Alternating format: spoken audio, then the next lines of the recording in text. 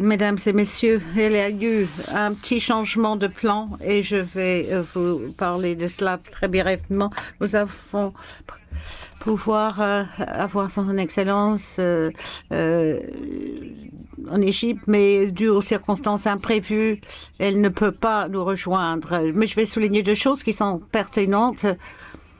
La prochaine conférence sur le changement du climat aura lieu en Égypte, dans la ville de Sharm el-Sheikh, plus tard cette année, du 7 au 18 novembre. Et comme on a dit tout à l'heure, l'Égypte fait partie des pays directement impactés par la guerre en Ukraine et dépend beaucoup des importations de blé par le panier de pain de l'Europe. Mais son Excellence n'a pas pu nous rejoindre. Mais comme j'ai dit, il faut que ça continue. Alors, sans tarder, j'aimerais maintenant souhaiter la bienvenue Monsieur Pascalani qui nous rejoint en ligne. Monsieur Pascalani, est-ce que vous nous entendez? Vous nous voyez? Oui, je vous entends et j'espère que vous pouvez m'entendre aussi. Je vous entends. Je vais vous présenter. Vous n'êtes pas un étranger dans ce forum. J'ai pu vous interviewer il y a 2 ans. Comme mon co-host Stephen, Monsieur Lamy, le coordonnateur de la boîte de réflexion Jacques Delors à Paris à Berlin et président du Forum pour la paix de Paris. De 2005 à 2013, il a eu 2 mandats consécutifs comme directeur général de l'Organisation mondiale du commerce. Vous étiez commissaire du commerce de 1999 à 2004, directeur général de Crédit Lyonnais, et vous avez travaillé très étroitement avec Geneviève Ponce lorsque vous étiez le chef directeur du bureau cabinet de M. Jacques Delors, et de 85 jusqu'à 94. Une carrière très impressionnante, Monsieur Lamy. Il n'en fait pas de doute, mais aujourd'hui, vous allez nous parler du paysage changeant sur le plan du commerce international et l'environnement agri-commerce. Je sais que vous n'avez pas beaucoup de temps. Je vais vous donner la parole.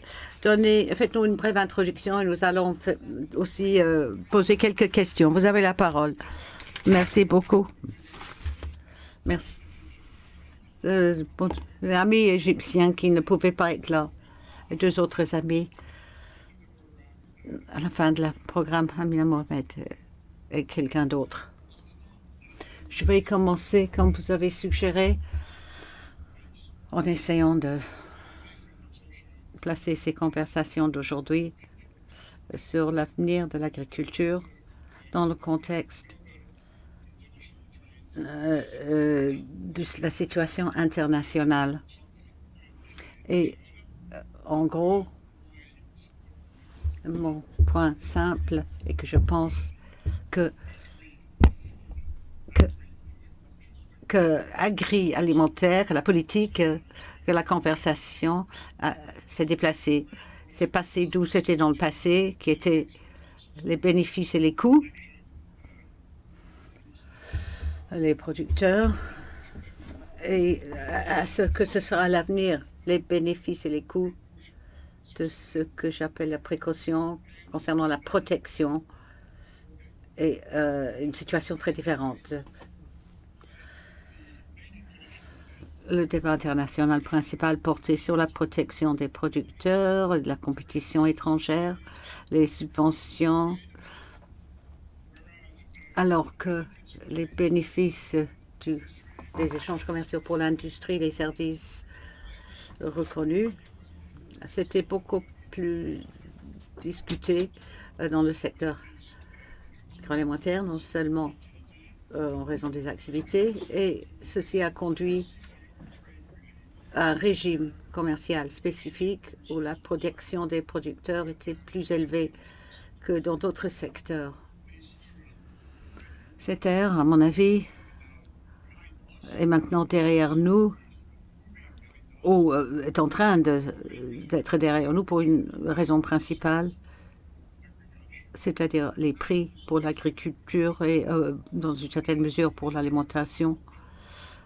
Il y a une hausse à moyen et à long terme due à la transition dans les pays en voie de développement. La bonne nouvelle est que plus de gens, plus d'argent à dépenser sur leur nourriture. La mauvaise nouvelle, et cela conduit parfois à l'inflation, mais dans l'ensemble, c'est une bonne nouvelle pour les agriculteurs. C'est fini, c'est le passé. Regardons, tournons-nous vers l'avenir. Je pense que nous sommes maintenant en train d'aborder l'ère de la précaution, beaucoup plus que la protection, comme j'avais dit avant. Les producteurs ne sont pas le problème principal. Ce qui compte maintenant est la question de la santé et la sécurité. Et c'est le résultat d'une série d'évolutions, surtout des crises, les crises de l'environnement, des problèmes dans beaucoup de pays, le Covid, les conséquences de l'invasion de l'Ukraine par la Russie et l'impact sur les marchés agricoles et de la nourriture. Et à mon avis, c'est le nouvel ensemble d'objectifs lorsqu'il s'agit du modèle pour l'agriculture et la nourriture en Europe. Et il s'agit d'une transformation du système européen. Jacques Delors a commencé à travailler l'année dernière.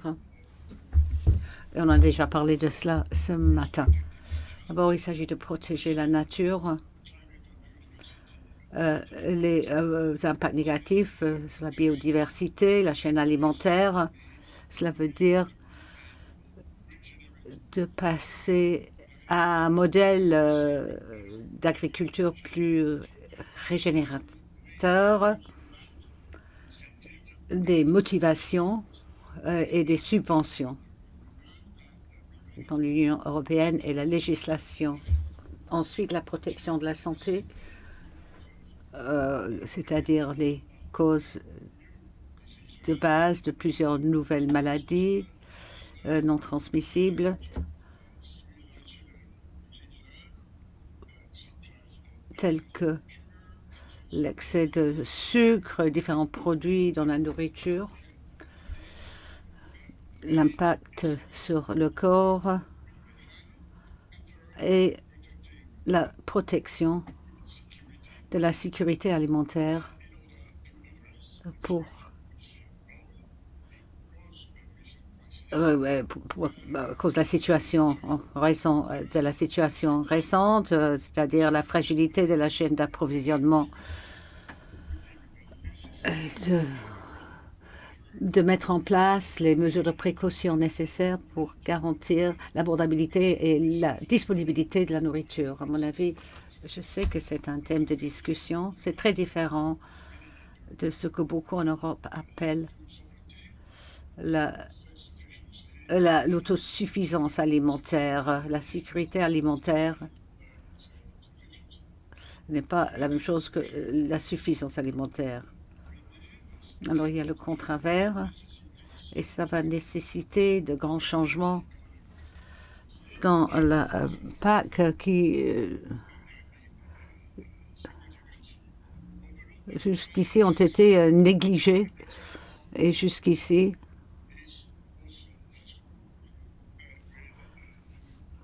cela concerne la réglementation alimentaire. Dans certains cas, il s'agit de mesures commerciales pour ne pas décourager les producteurs avec des inconvénients de précaution, car les producteurs risquent d'être victimes de ces précautions qui remplaceraient la protection dont ils bénéficiaient auparavant. Ce n'est pas une question d'agriculture uniquement, une question de transformation, question de distribution. Et il faut impliquer toute une série de parties prenantes pour faire avancer la PAC dans une direction beaucoup plus large. Et ce sera une des recommandations principales du travail de l'or sur la nourriture et l'agriculture dans l'Union européenne pour l'avenir. Et merci d'avoir écouté cette courte exposé. Merci beaucoup. Je vais revenir sur un ou deux points, si vous me permettez, des points intéressants. Comme j'ai dit au départ, vous étiez le chef WTO, vous étiez aussi commissaire pour les échanges commerciaux. L'impact de la guerre en Ukraine sur le système alimentaire, est-ce que cela a exposé des problèmes dans notre système actuel? Quels seraient les plans d'urgence que vous pourriez suggérer à mettre en place pour faire face à ces chocs, faire face à ces perturbations éventuelles dans la chaîne d'approvisionnement? Malheureusement, c'est un très bon exemple de ce qui se passe lorsque les marchés alimentaires sont perturbés mondialement. La réalité est que beaucoup de pays sur cette planète dépendent de marchés internationaux qui fonctionnent bien pour nourrir leur population à un niveau raisonnable. Pour que nous restions à un niveau raisonnable, nous restons à une situation où il y a des manques de nourriture. Et cela doit être pris en compte dans l'Union européenne et surtout en Europe centrale et orientale. Ce qui est plus préoccupant en dehors de l'Union européenne, en Afrique du Nord, Égypte, le Moyen-Orient, où les importateurs principaux, où ce sont des importateurs principaux des céréales russes et ukrainiennes. Donc c'est un grand choc qui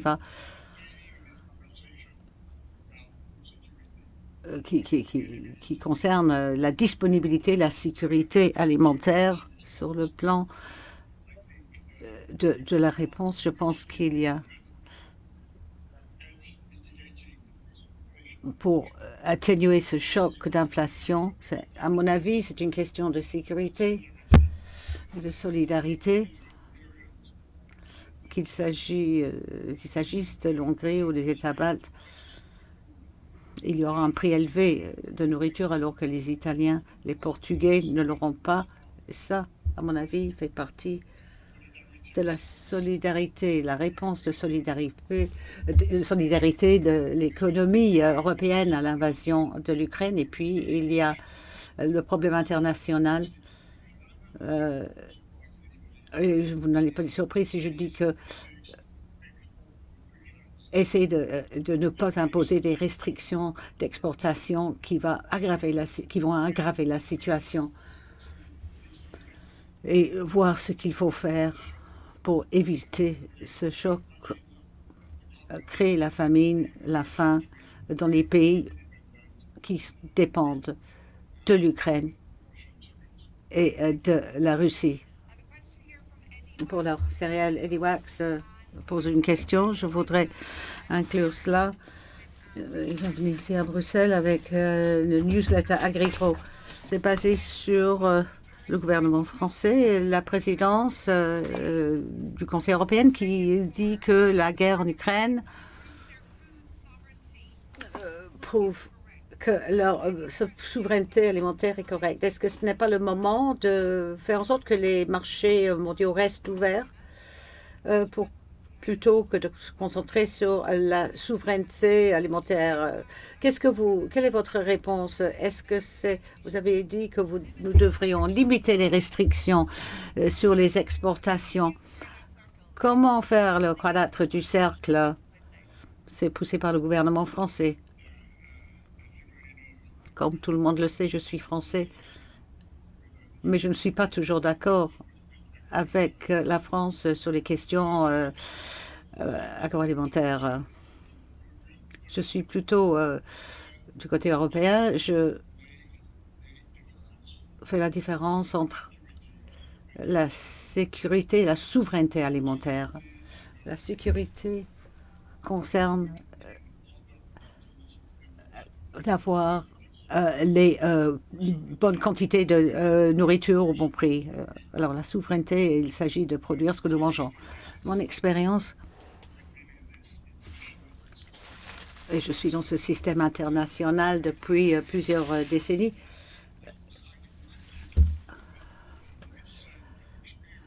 selon mon expérience,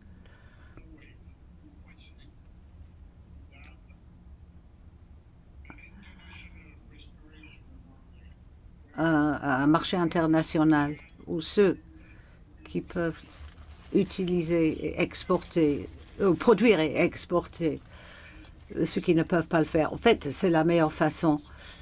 C'est l'équilibre entre les deux. Et je pense que ce que vous avez, que l'impact négatif des systèmes de production alimentaire sur l'environnement, c'est aussi la voie à suivre. Le jour où l'Arabie saoudite a décidé de ne plus produire du blé à cause de l'incident sur l'eau, c'était une décision rationnelle. Je suis en faveur de la sécurité et je ne suis pas d'accord avec le slogan que c'est l'équivalent de la souveraineté alimentaire. C'est très clair. Si je peux revenir, je sais que en tant que Français, cela ne veut pas dire que vous êtes automatiquement d'accord avec ce que fait le gouvernement français. Mais les clauses miroirs, cette idée des clauses miroirs, une autre priorité clé de la présidence française, est-ce que vous pensez que c'est quelque chose qui va prendre la vitesse? Est-ce que vous pensez que les clauses miroirs, si on les introduit dans notre législation, que cela est en conformité avec l'Organisation mondiale des échanges commerciaux? C'est plutôt du côté français, là, pour ce qui est de ma réponse, oui, dans une certaine mesure.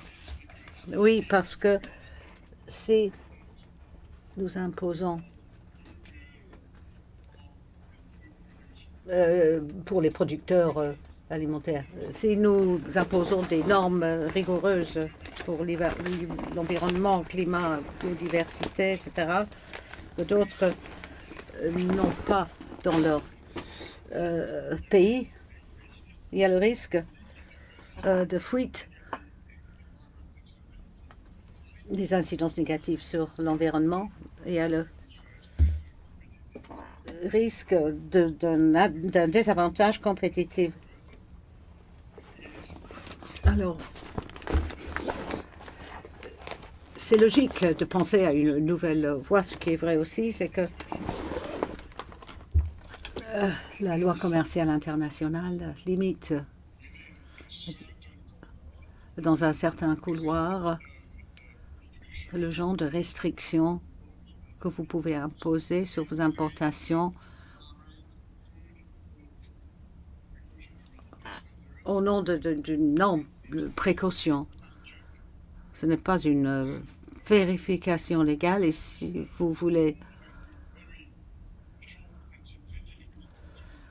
une réponse plus longue à votre question, vous pouvez lire ce que Jacques Delors va publier dans quelques jours, un article. Je suis bien informé des parlementaires européens. Ils vont publier un nouvel article dans les jours à venir où ce couloir de compatibilité entre l'Europe et d'autres pays et la loi internationale commerciale, ce sera très précis. Merci beaucoup pour cela.